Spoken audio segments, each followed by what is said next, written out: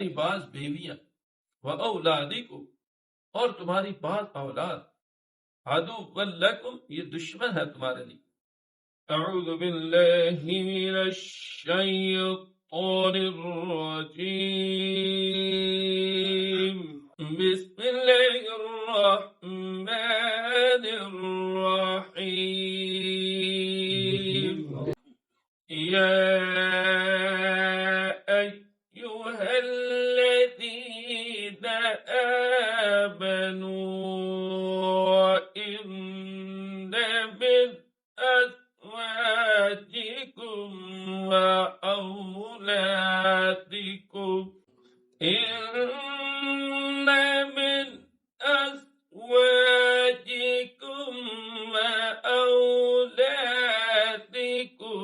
عدوا لكم فاحذروهم وإن تعفوا وتصفحوا وتغفروا فإن الله غفور رحيم. إنما أموالكم وأولادكم فتنة والله عنده أجر عظيم. يا أيها الذين آمنوا اے ایمان والو ان من ازواجکم کہ بے شک تمہاری بعض بیویاں واولادکم اور تمہاری بعض اولاد عدوًا لکم یہ دشمن ہے تمہارے لیے. فاحذروہم پس بچو ان سے. وَإِن تعفوا اگر معاف کرو وتصفحوا اور درگزر کرو وتغفروا اور ان کو بخش دو فإن اللہ غفور رحیم کہ بے شک اللہ تبارک و تعالی بخشنے والا مہربان. انما سوا اس کے کہ اموالکم تمہارے مال واولادکم اور تمہاری اولاد فتنہ آزمائش واللہ عنده اور اللہ ہی کے پاس اجر عظیم تمہارا بہت بڑا اجر. پچھلی آیت مبارکہ میں آپ نے پڑھا اللہ کے سوا کوئی معبود نہیں ہے، صرف اللہ ہی معبود ہے، معبود حقیقی، اور اللہ ہی پر جو ہے مومنین بھروسہ کرتے. اگلی آیت مبارکہ میں مفسرین نے اس کے شان نزول میں لکھا کہ حضور کریم صلی اللہ علیہ وسلم جب مکہ مکرمہ سے ہجرت کر گئے مدینہ منورہ تشریف لے گئے. اب ظاہر ہے کہ مکہ میں جتنے بھی مومنین تھے ایمان والے تھے ان پر بھی ہجرت لازم تھی. تم بھی ہجرت کر کے چلے جاؤ مکہ کو چھوڑ. اکثریت جو ہے مومنین ایسے تھے جنہوں نے ہجرت کی حضور کریم صلی اللہ علیہ وسلم کے ساتھ. کچھ بعد ایسے مومنین تھے کہ جن کے آل و عیال مکہ مکرمہ میں تھے اور وہ ہجرت کرنا چاہتے تھے، لیکن ان کی بیویوں نے کہا بھی ہمیں کس سہارے پہ چھوڑ کے جاتے. ان کے اولادوں نے کہا کہ ہمیں ایسے کیسے چھوڑ کے جاؤ، یا تو ہمیں بھی لے جاؤ. لیکن اس وقت حالات ایسے نہیں تھے، کیونکہ جو بھی ہجرت کا ارادہ کر لیتا کافر لوگ اس کے در پہ ہو جاتے، اس کو مارتے، اس کو ڈھونڈتے. حتیٰ کہ بعض صحابہ کرام نے اس حال میں بھی ہجرت کی ہے کہ جو ان کے پاس ساز و سامان تھا وہ کافروں کو دے دیا اور خود ہجرت کر کے چلے گئے مدینہ منورہ. اب ظاہر ہے کہ جب حالات جو ہے وہ آسودہ ہوئے، اچھے ہوئے، تو ان مہاجرین، ان مکہ مکرمہ کے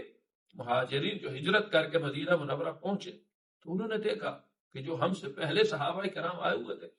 انہوں نے حضور کریم صلی اللہ علیہ وسلم سے بہت سارا سیکھ لیا، بہت سارا دین سیکھ لیا، بعض فقیہ صحابہ بن گئے اور ہم پیچھے رہ گئے. اور ایسا ہی ہوتا ہے کہ جو لوگ جو ہے سبقت کرنے والے ہوتے ہیں وہ شروع میں ہی پہنچ جاتے اور جو پیچھے رہتے رہ جاتے. تو ان صحابہ کرام جنہوں نے پہلے ہجرت کی تھی جب ان کی فقاہت کو دیکھا تو افسوس کرنے لگے،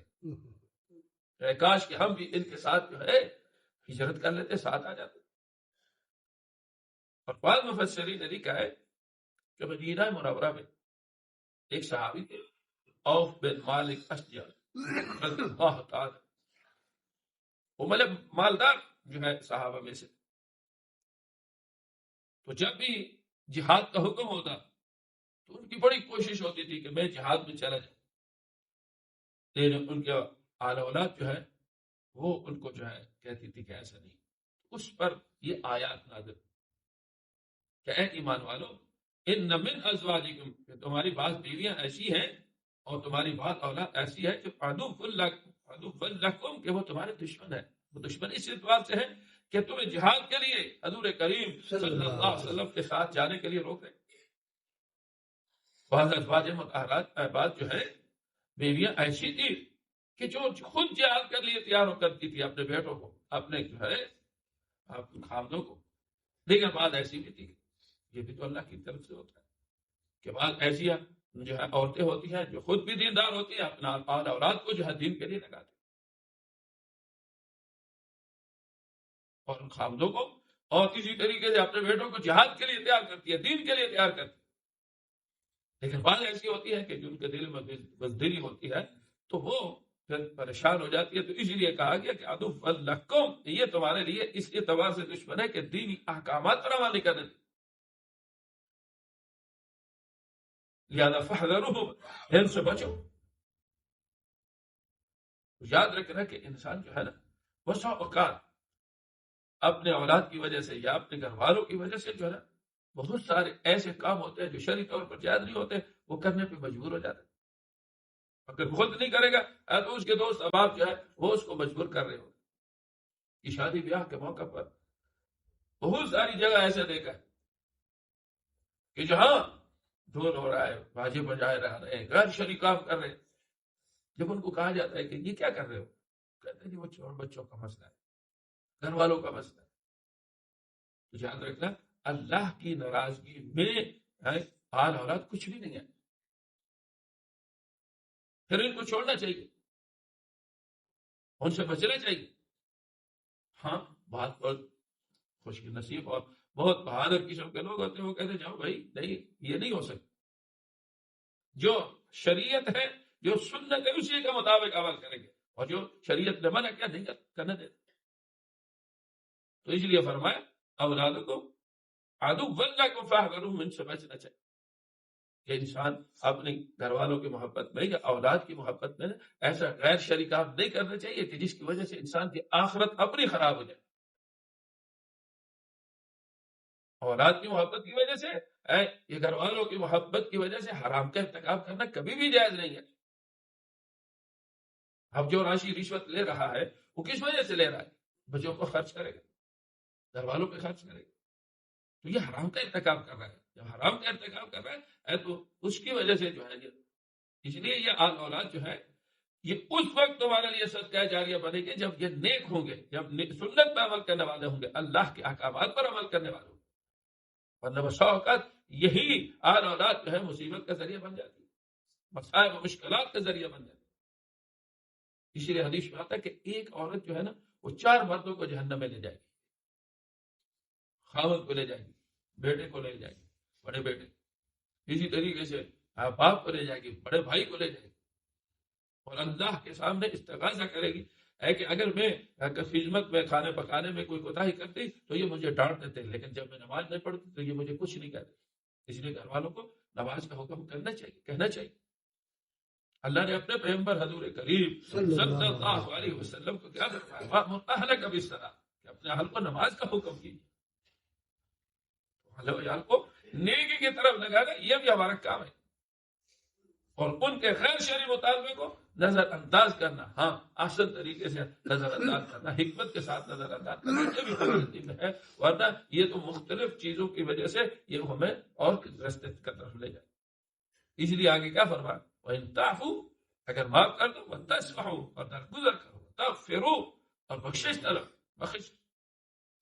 فَإِنَّ اللَّهَ غَفُورٌ رَحِيمٌ، کہ بے شک اللہ تبارک و تعالیٰ بخشنے والا رحم کرنے والا۔ اس لیے حکمت کے ساتھ جو ہے گھر میں دینداری،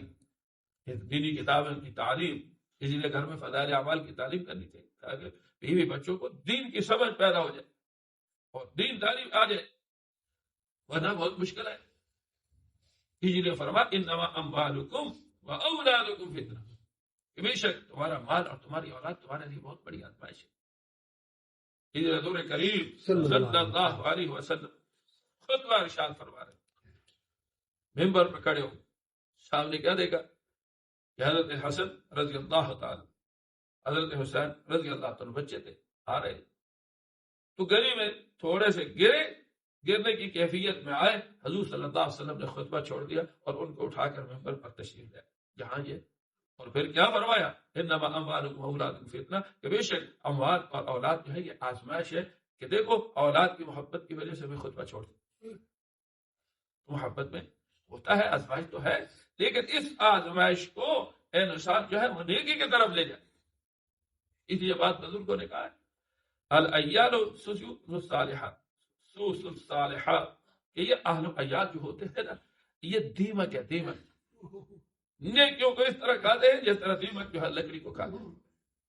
لیکن اگر ان کی صحیح دینی تربیت کی جائے، ان کو قرآن مجید پڑھایا جائے، ان کو قرآن کا جو ہے حافظ بنایا جائے، ان کو احادیث نبوی جو ہے پڑھائی جائے، دین کے پر لگایا جائے، تو یہی آن اولاد جو ہے اس کے لیے صدقہ جاریہ بن جاتی ہے، نیکی کا کام جو ہے اس میں معاون بن جاتا ہے۔ تو فرمایا اللہ عنده اجر عظیم، کہ بے شک اللہ کے نزدیک بہت بڑا اجر، تو انسان کو اللہ کے پاس جو اجر ہے اس کو حاصل کرنے کی کوشش کرنی چاہیے اور اولاد کو بھی اسی کی طرف لگانا چاہیے۔ الصلاة والسلام اللهم صل على محمد وعلى سيدنا عبدك ورسولك صل على المؤمنين والمؤمنين اللهم اغفر للمؤمنين اللهم انا نسألك الهدى والعفاف اللهم انا نسألك العافية والمعافاة الدائمة توفنا مسلما اللهم انا نعوذ بك من الهم والحزن ونعوذ بك من الجبن والكسل وسهر الرجال اللهم لا تسلط علينا ربنا آتنا صلى الله تعالى النبي أجمعين برحمته